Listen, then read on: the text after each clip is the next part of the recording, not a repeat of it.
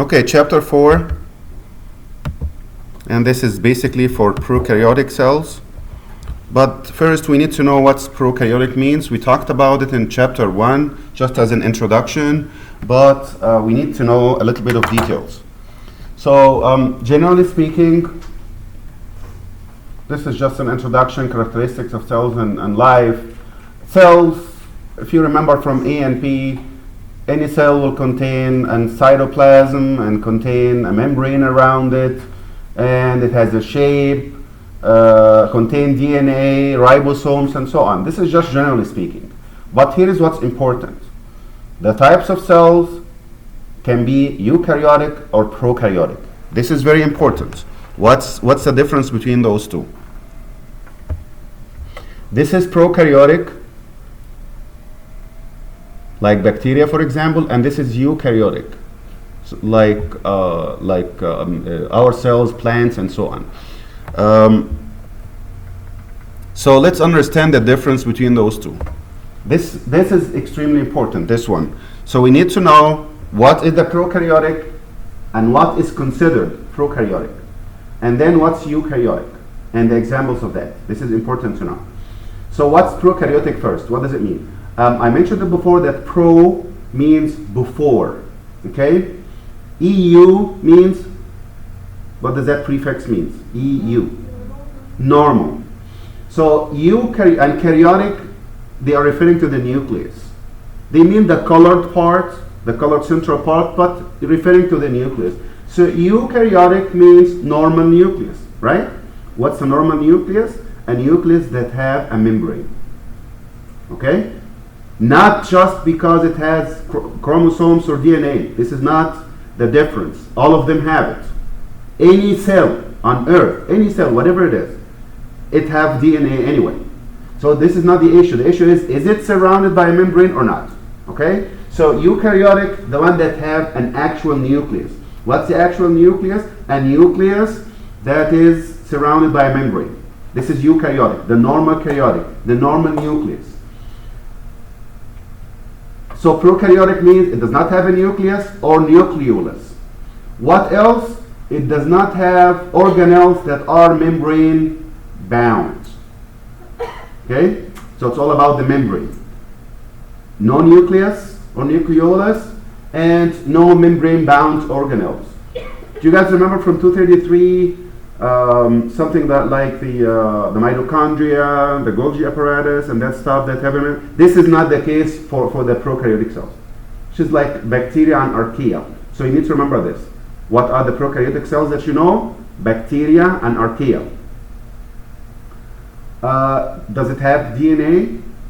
Of course, any cell have a DNA, whatever it is. Prokaryotic, eukaryotic, whatever it is. Everything have DNA. But is it within a membrane or not?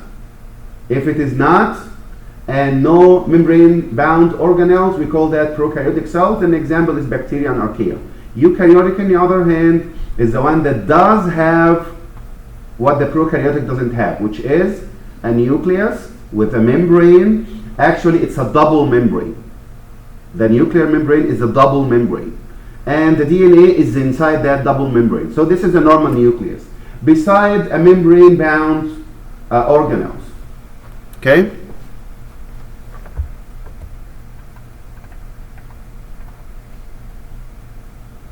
We are going to discuss different things like how they reproduce, hereditary, how do they pass the genes to the next generation, reproduction, is that sexual or asexual? We will study all of this. How they grow, develop. We study the metabolism, which is the chemical reactions.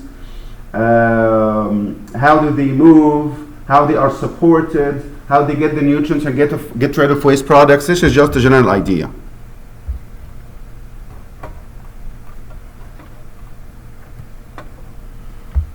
So these are examples of all what we talked about, hereditary, growth, and so on. Just an introduction. So we're talking about the prokaryotic cells. If you look at this picture, right here, what is this here? Is that the nucleus? It looks like a nucleus, it's not a nucleus. You just see the chromosomes, the DNA. Do you see a membrane around it? If there was a membrane here, we call it a nucleus. This is not a nucleus. Okay? Is bacteria prokaryotic or eukaryotic? Prokaryotic. It does not have a nucleus. So this is number one. There are different things in here, like actin, like mitochondria, ribosomes, whatever. Is that covered with a membrane? No. Did you get the idea? Remember membrane. That's what should click in your mind. Membrane. Membrane around the organelles, membrane around the nucleus. Your clue is membrane. So this is a bacterial cell, and you see that it has a membrane around it, double membrane, and it has these flagellae that also have a capsule outside. We will study all these different things. Just look at it and we will go through the details. So we'll start with the external structure. There are appendages, and appendages means something appended to that cell, something attached from outside, okay? And we have some of these appendages that are good for motility. They help the cells or the bacteria to move. And the other one is for attachment and act as a channel. And these are fimbriae and pili. And we will see the details. But flagella, or axial filaments, but commonly known as flagella. Flagella is for motility. Flagella for motility. The others are not for motility. What are the appendages that we know? 3 different appendages.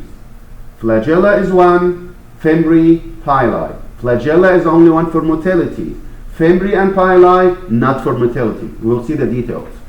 And the other appendages to that cell, which means something appended from outside. Glycocalyx. Glycocalyx is a coat outside of that cell. So let's take it part by part. What's the function of flagella again? Movement. The other ones are not for movement. This is the only one. Flagella, which is used for movement, consists of 3 parts. I will show you the picture. Filament, hook, and basal body. Basal body is the base. This is the one that's stuck and anchored into the wall. The hook is the middle part, which is curved. The filament is the long, thin one that's actually used. And it contains protein called flagellin. So if you're wondering why did you call it flagella, from that protein. It contains protein called flagellin. So look at this picture here. You see this part here in the base. This is the basal body, which is the part that's anchored inside, anchored in the membrane. This is the hook, which is curved as you see. And this is the filament, which is a long one that do the movement. So it's motility. How does the motility occur? Look at this. This is how it occurs. Keep on going like this. Okay? This is exactly how it moves, not in another way. It goes like this. 360. Okay? It goes like this in a circle. So the organism is moving. Can you see this? It's moving like this. Okay? Around the axis. So look at this picture here. This is how they move.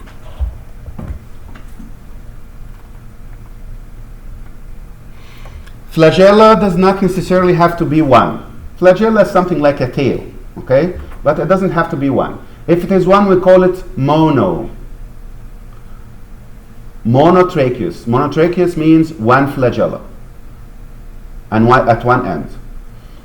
Lophi tracheous, on the other hand, is a lot of them, but very small bunch, in a very small bunch. I will show you the pictures and it will make sense. Amphi means 2 sides, like one from here and one from here. Peri, what peri means? A prefix that means around. So this is all over the place. So if you look at this picture here,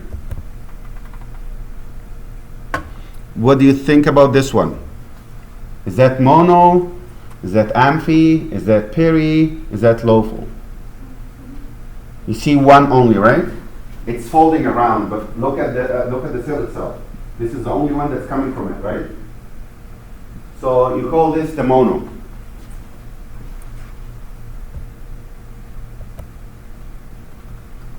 Look at this. It's a group of flagella, but all of them coming like a tuft from here, right? Start from here and then spread. Yes. So we call this lophotrichus. Like a loof, like a tuft. Next one is amphi. You see how one from this and one from that. Amphi means one on either side.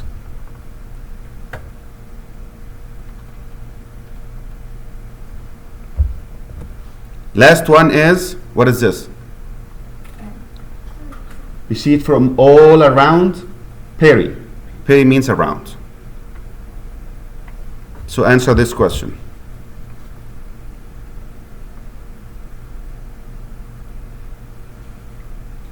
The movement of the movement of the flagellum. How does it move? Which one? Yeah, C. Rotate like this.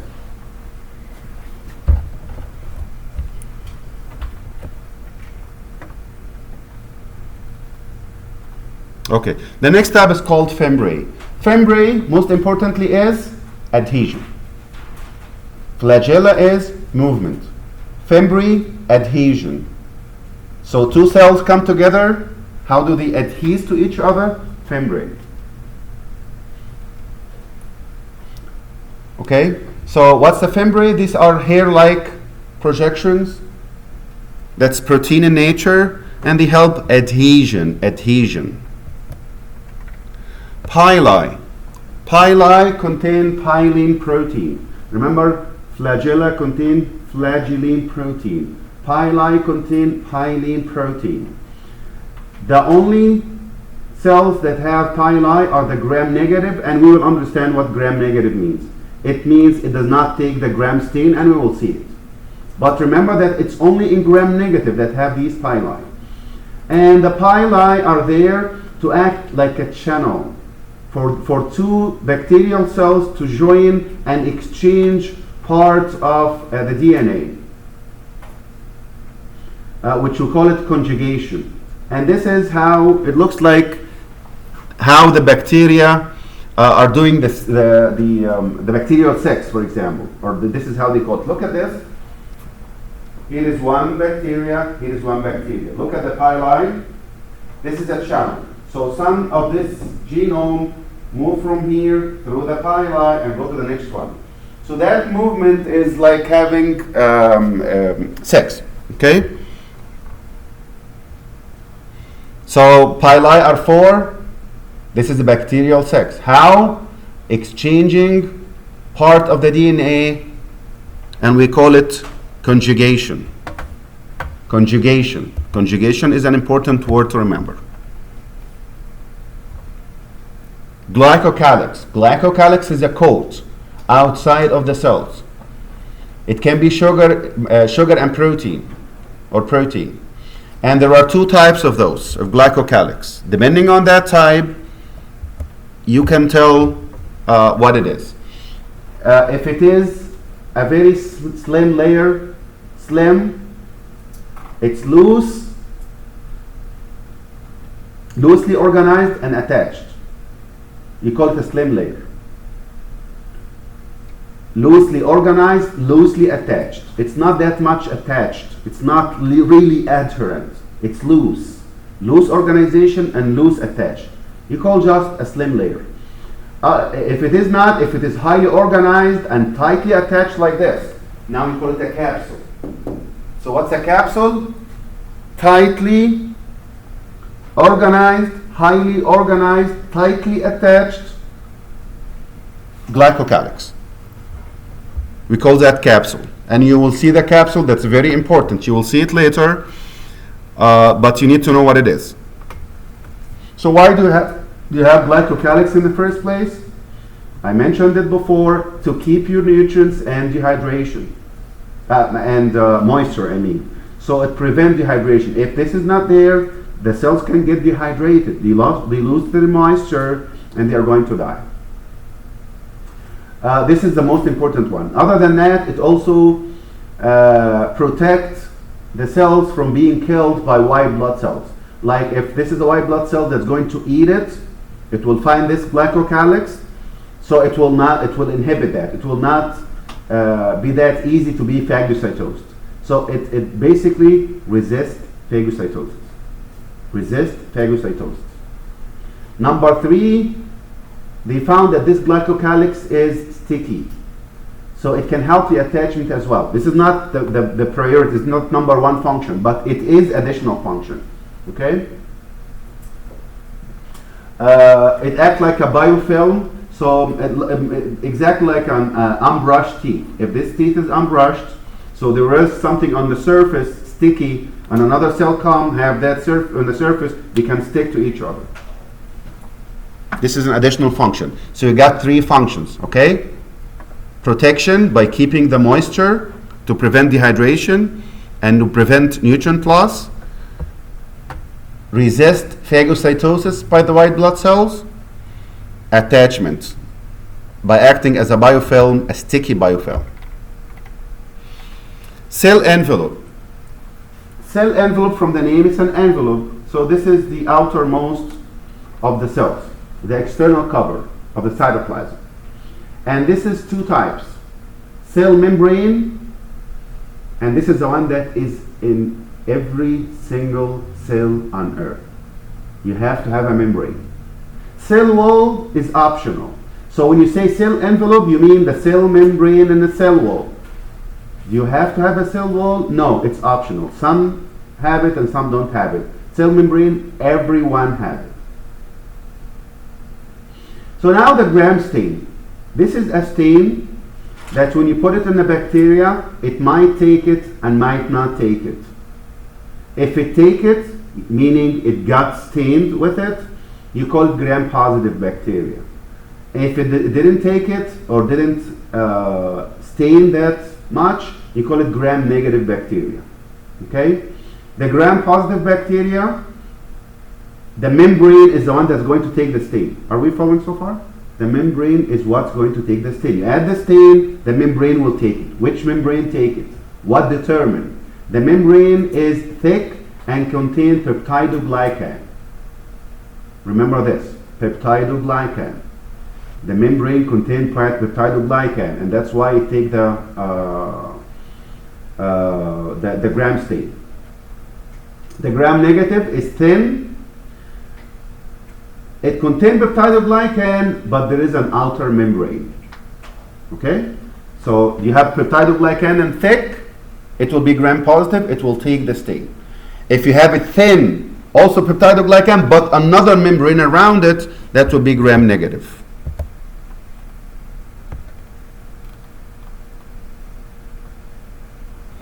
So is both Gram-negative and Gram-positive contain peptidoglycan in the membrane? Yes, both of them have it. What's the difference then? The positive is thick.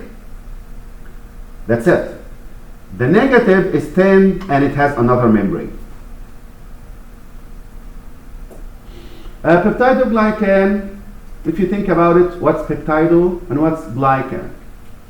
Glycan is kind of sugar, a chain of sugar that's attached by peptide fragments. And this is where the name came from. So if you think about it, peptidoglycan. Peptide is a peptide bond. Glycan is a sugar chain. So this is a chain around that's held by peptide, and this is where the name came from. It includes teichoic and lipoteichoic acid, and you need to remember these names. Peptidoglycan contains teichoic and lipoteichoic acid.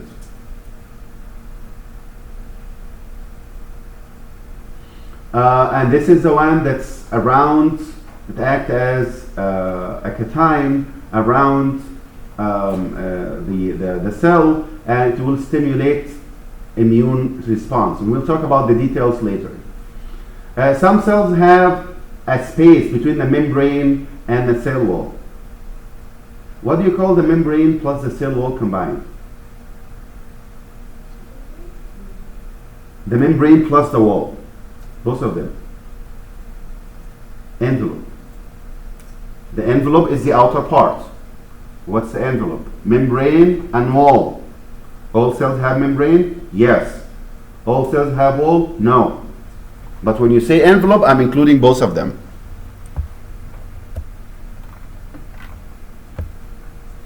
So look at this. This is the gram-positive one.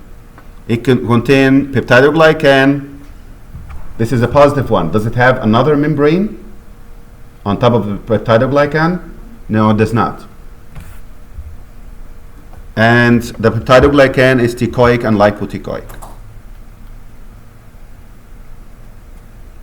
The negative one, it's also peptidoglycan, but there's an outer membrane that contains lipopolysaccharide. This is the difference. Is that clear? So both of them have peptidoglycan? Yes. What's the difference? The negative has another membrane, and this will resist the stain. And what does this membrane contain, the outer membrane? Lipopolysaccharide. Lipopolysaccharide. Okay?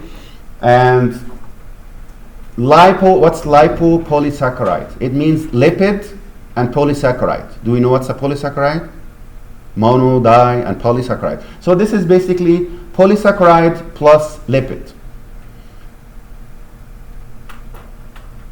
So the lipid part of it, we call it endotoxin. This is important, and you will see it in the next chapters. All the details. This is introducing to the different types of organisms that you will see the details. But this is a very important introduction to it. And you will be asked about it, of course. But we need to understand from now. When I say endotoxin, what do you mean by the endotoxin? It's the lipid part of the lipopolysaccharide. So let me ask you this if you're following. Does the gram-positive have endotoxin? No. Why? Because it doesn't have outer membrane in the first place. Right? If it does, this outer membrane is lipopolysaccharide, lipid part is endotoxin. So the gram-positive doesn't even have it in the first place. It does not have even a membrane. So it does not have the lipid part which act as endotoxin. The endotoxin is one of the factors that increase the virulence. Do you remember that from pathophysiology? If you did pathophysiology, remember the virulence, meaning how aggressive the organism is? This is one of them, of the virulent factors. Endotoxin, and this can cause toxic shock and can cause toxemia to the person. So if this person is infected by gram-negative bacteria, he can have toxic shock or toxic infection. The other thing is it can act as a receptor to block the immune response. Isn't that good for them and bad for us? Right? It's good for them and bad for us. They can cause, it acts as an endotoxin. That's one. Number two, it can block the immune response. This is how virulent it is. It contains a protein that's called porin. And this porin will help the cell to get in and out. Porin. So this is a gram-negative that have an additional layer.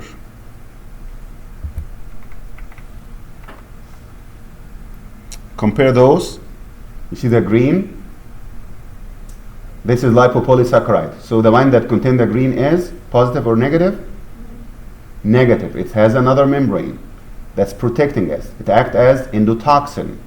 It resists the immune response. So it's more virulent.